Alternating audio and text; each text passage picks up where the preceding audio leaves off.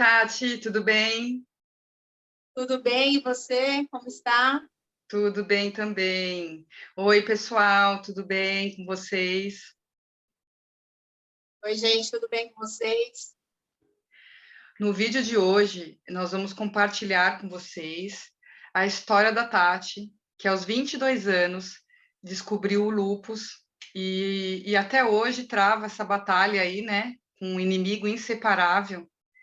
E a gente quer ouvir de você, Tati, essa história aí de luta. Conta um pouquinho para nós.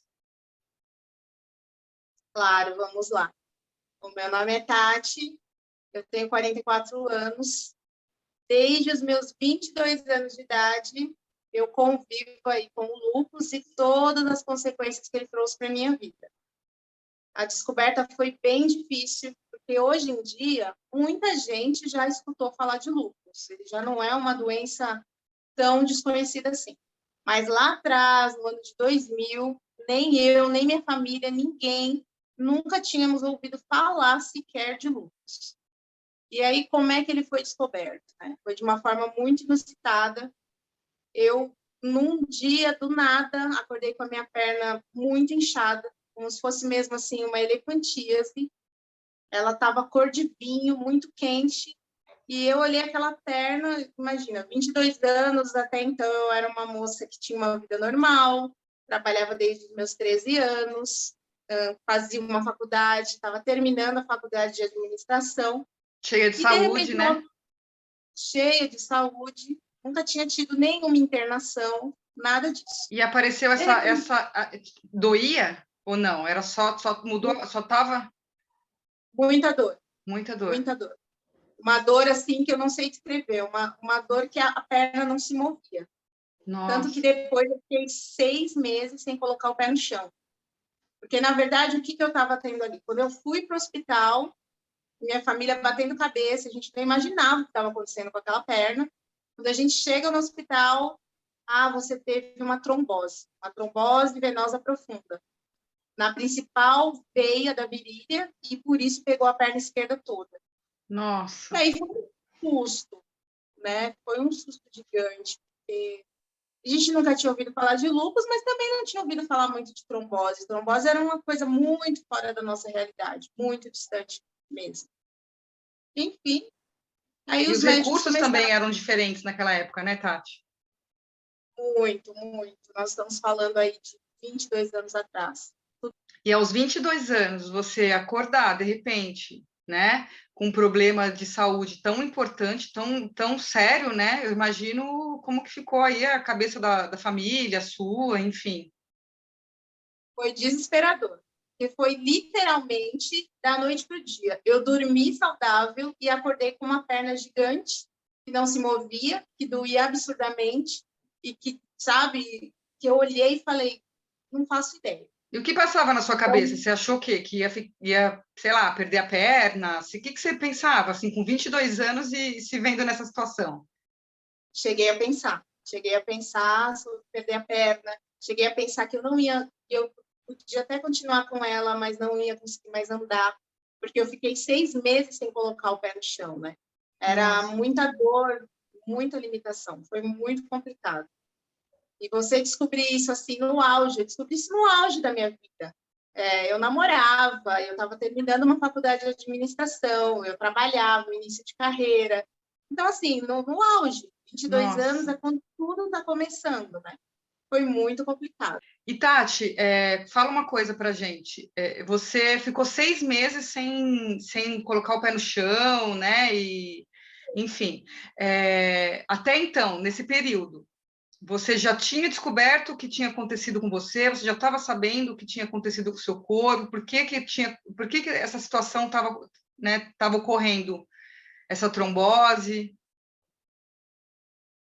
Sim, aí o que aconteceu? Eu cheguei no hospital com esse quadro de trombose e os médicos não conseguiam chegar no consenso do porquê que uma garota saudável, de 22 anos, não fumante, não usava hormônio nos anticoncepcionais. Eu não usava anticoncepcional, então não tinha hormônio, que é o que causa trombose Uhum. normalmente, né?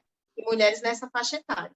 Então, não era fumante, não consumia bebida alcoólica. Eles começaram a investigar E aí eles foram para todos os lados que você pode imaginar. Eles investigaram HIV, tuberculose, muita coisa. E nada, nada, nada. Até que o meu cardiologista, eu tinha um cardiologista que já me acompanhava desde a infância, né?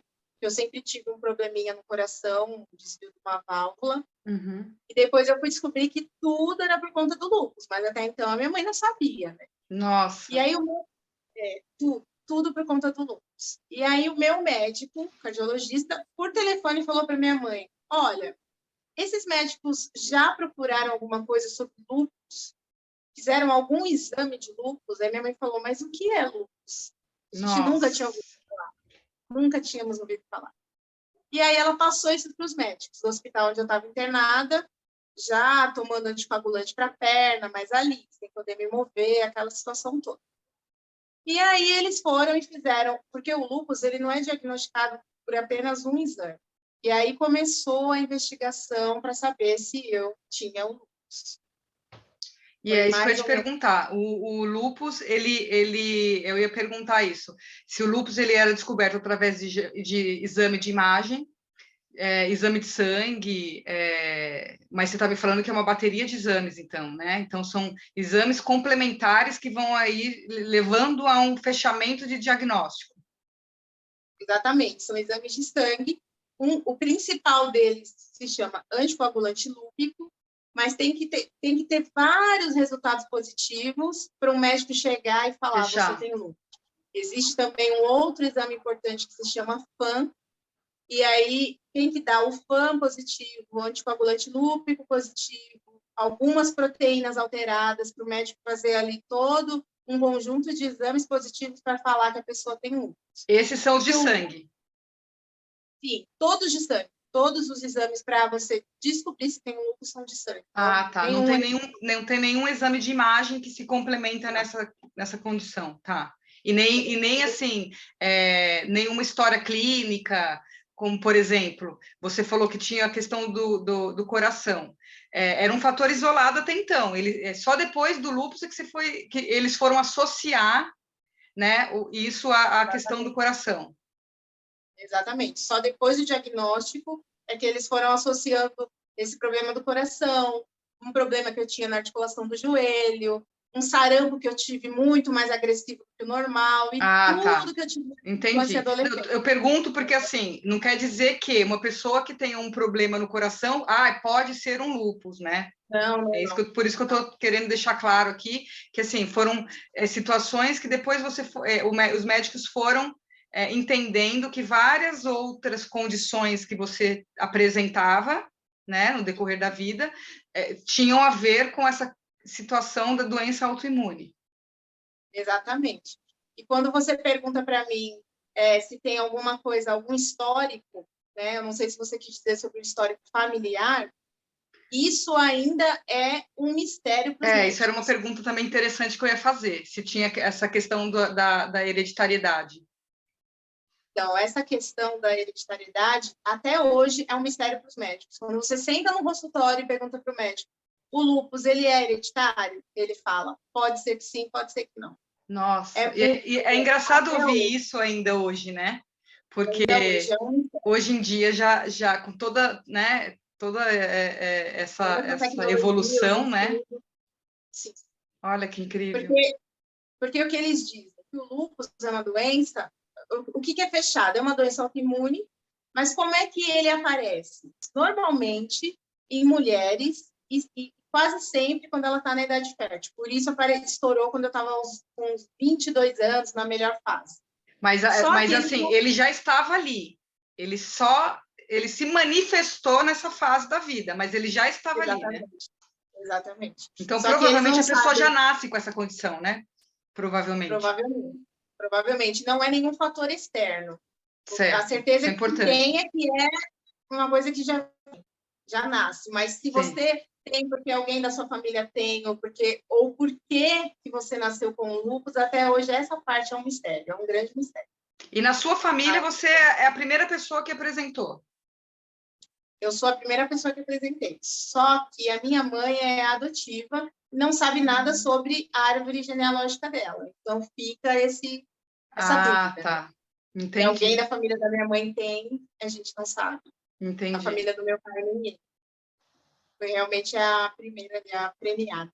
entendi. Ô, Tati, agora fala pra gente, eu acho que uma coisa que é importante a gente entender, qual que é a especialidade médica que trata o lúpus, que fecha o diagnóstico, que faz o acompanhamento, né? Que você acredito que você deva fazer esse acompanhamento, né, até hoje. Quais são as especialidades? Então, é muito importante isso, né? Para quem está aí assistindo e precisa dessa informação ou que tem alguma suspeita, o médico que cuida e que diagnostica o lúpus é o reumatologista. E eu trato com o reumatologista desde a descoberta até hoje, e vai ser assim para sempre. É que no meu caso, como eu tive o problema da trombose, porque assim, eu acho importante deixar claro que o lúpus ele é uma doença completamente controlável. Na verdade, as minhas sequelas e limitações não são por conta do lúpus, são por conta da trombose agressiva que ele trouxe na minha perna esquerda, e eu não tive só essa, eu tive depois sucessivas tromboses, mesmo medicada, e é isso que traz as limitações da minha vida, essa parte da trombose. O Uhum. lúpus, se você descobre ele sem ter nenhuma atividade mais agressiva, você consegue controlar com medicações. O reumatologista vai cuidar, vai te dar o remédio correto. Se ele entrar em atividade, eu não vou ficar aqui falando nome de medicação, né? Porque Claro, não é o claro. caso.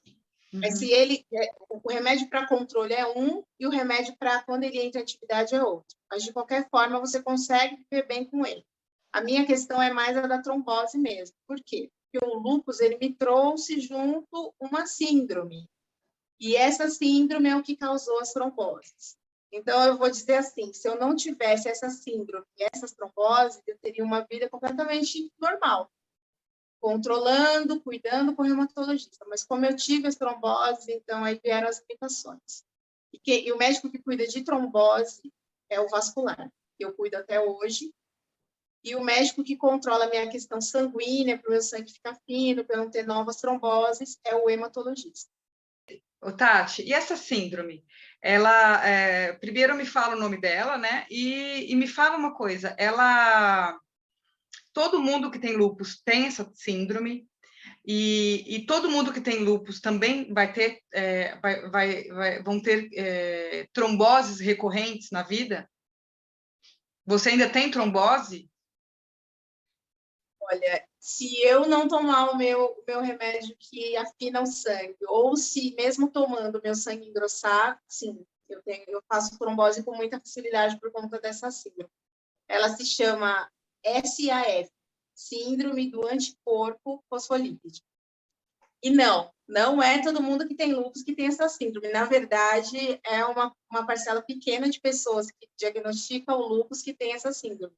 Porque o lúpus, ele é mais comum atacar os rins. As pessoas chegam a ter que fazer transplante renal. Também tem aquele lúpus de pele, que faz a asa da borboleta. Não é comum ter essa síndrome, mas, infelizmente, esse foi o meu caso. Ô, Tati, apesar de você não ser, né, da área da medicina, não ser médica, você fala super bem, né, sobre o lúpus. Eu acredito que no decorrer da vida você acabou tendo que ter esse contato assim tão íntimo, né, com essa doença, e acho que é por isso que hoje você fala com tanta propriedade, né? A minha primeira reação, claro, com 22 anos, vida interrompida, tive que parar de trabalhar, aposentei por invalidez. Imagina, com 25 anos eu estava aposentada por invalidez. Dos Nossa, 22 aos 25, eu ficava no auxílio-doença. Eu trabalhava desde os 13 anos. Trabalhar para mim era como respirar. Eu não conseguia, nem lembrava como era a minha vida antes de começar a trabalhar. Então, eu tive que parar de trabalhar. A minha faculdade eu tive que parar também. Os médicos diziam, você não vai poder ser mãe. Eu tinha só 22 anos, eu namorava, eu tinha planos de casar, de ter filhos. Eu tenho um filho, tá, gente? Foi um milagre de 19 anos, que numa outra oportunidade eu falo melhor sobre essa trajetória aí.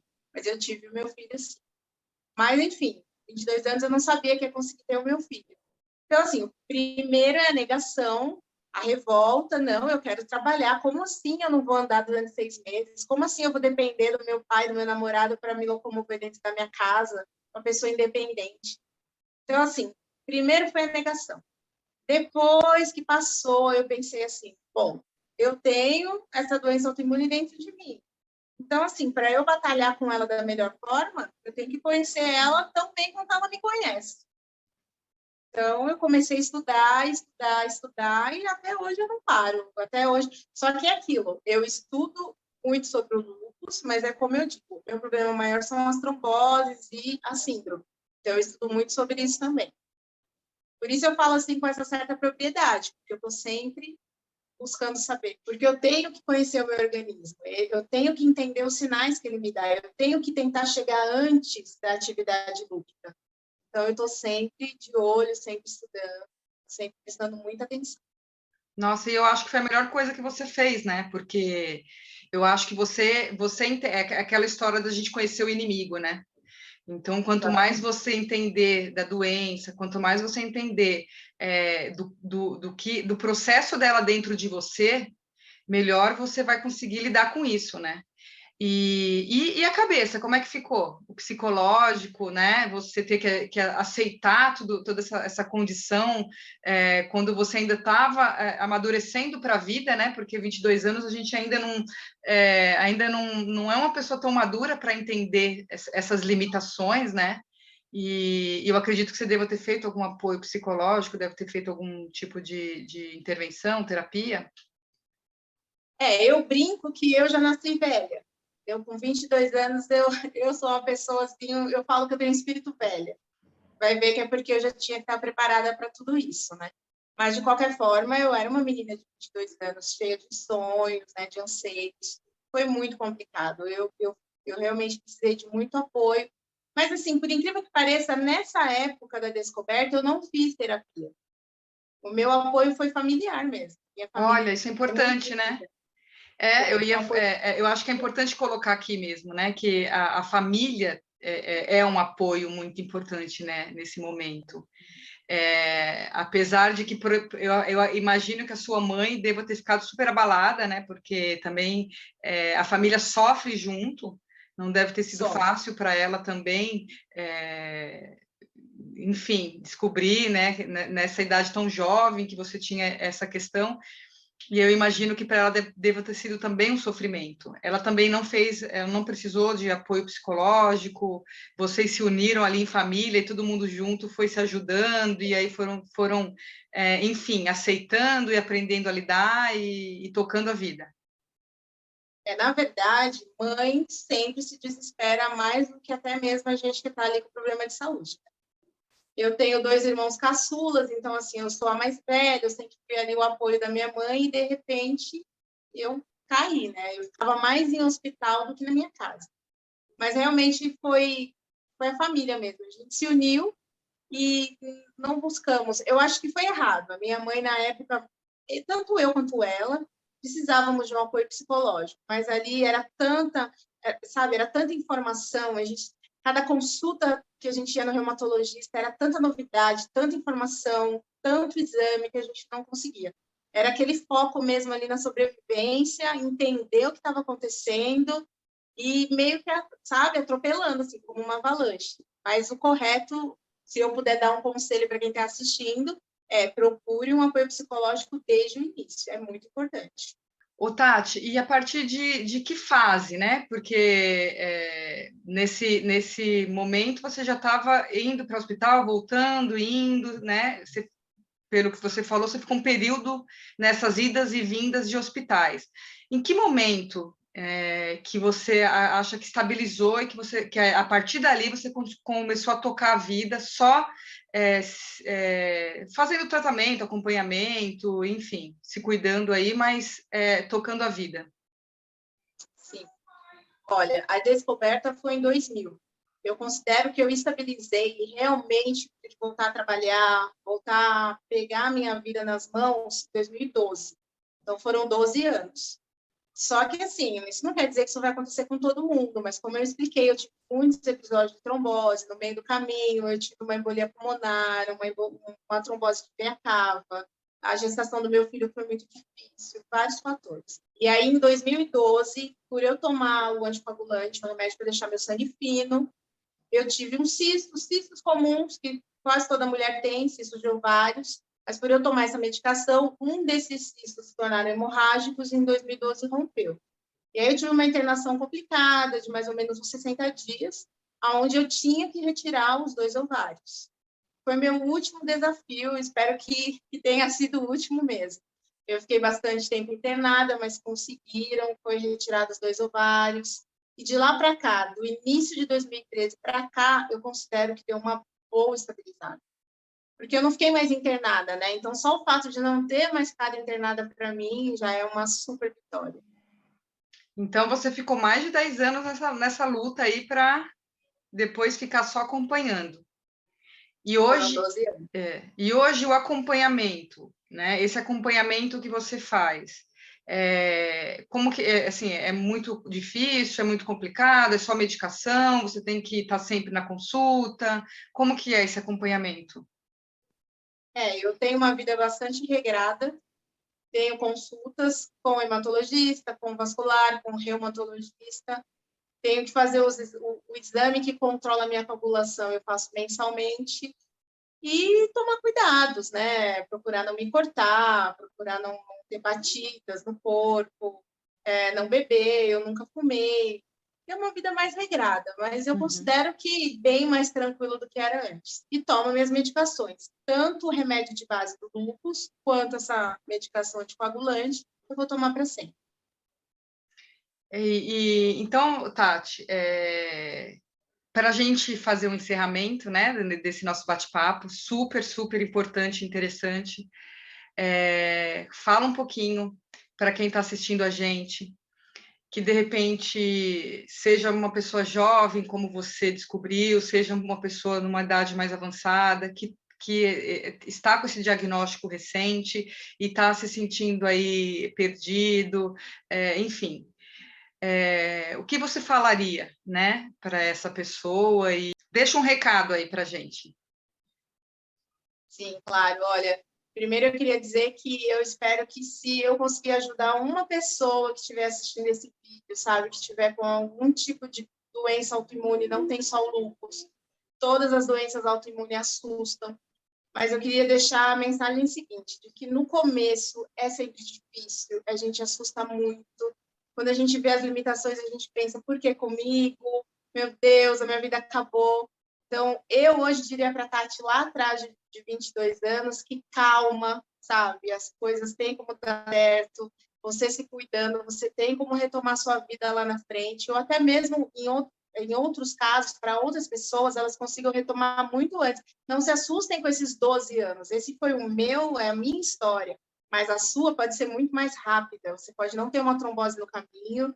E se tratar, gente. E esse é o caminho, gente. O caminho é escolher seguir cada dia de uma vez, com ali os seus cuidados, os seus médicos, as suas medicações, levando a sério o seu tratamento.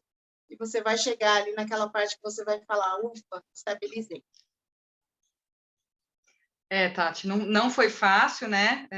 Foi uma vida de luta, mas é o que você falou, né? Quando a gente escolhe levantar todos os dias da cama e lutar, é sempre mais um dia que a gente venceu, né? E isso serve para qualquer situação da vida, seja para qualquer situação que você esteja vivendo, seja por motivo de doença, seja por algum problema de relacionamento, algum problema financeiro, alguém na família com alguma situação que está trazendo preocupações, seja qual for o motivo que você esteja vivendo algum conflito, são sempre desafios que a gente tem na vida, né? E isso faz parte né? Faz parte da vida. Então a gente todos os dias a gente tem que fazer uma escolha. Ou a gente levanta e luta para vencer mais um dia, ou a gente fica na cama se lamentando. Então, se você escolher ficar na cama se lamentando, que isso não passe, estipule um período. E não deixe de ter uma situação assim, corrente na sua vida. Estipule ali um período. Sim, sim. Porque tem situações que pedem, né? Provavelmente no período da sua aceitação você deve ter se recuado um pouco, né? E até processar, né? Então a gente sempre vai ter um momento de processar, só que aquilo tem que ter um prazo, né? é que para cada desafio, para cada pessoa, o tempo de aceitação, de negação, de superação é individual, né? Quando eu digo assim, estipule um prazo, é um modo de dizer, você sabe o seu tempo, e que chegue o dia onde você vai dizer assim, agora eu vou respirar, eu vou erguer a cabeça e continuar. É isso aí. Obrigada, Tati, por compartilhar com a gente essa história tão importante, né? E é o que você falou, se a gente conseguir ajudar o mínimo de pessoas que seja, que já valeu a pena, né? Compartilhar e dividir. E é isso, gente. Obrigada, você que acompanhou a gente aqui até o final. E sigam a gente nas redes, né, Tati? Sim. Nós temos um blog, o link está aqui na descrição do vídeo. Nós estamos abertas a escutar também a história de vocês. Então, assim, deixe nos comentários se você tem interesse de participar aqui do nosso canal. E o que você achou, se você achou que esse tipo de vídeo realmente agregou. Curte, compartilha, ajuda o canal a crescer para a gente poder estar sempre trazendo histórias inspiradoras aqui para você. Tchau, tchau, gente. Até o próximo vídeo. Tchau, tchau, pessoal. Até o próximo vídeo. Obrigada.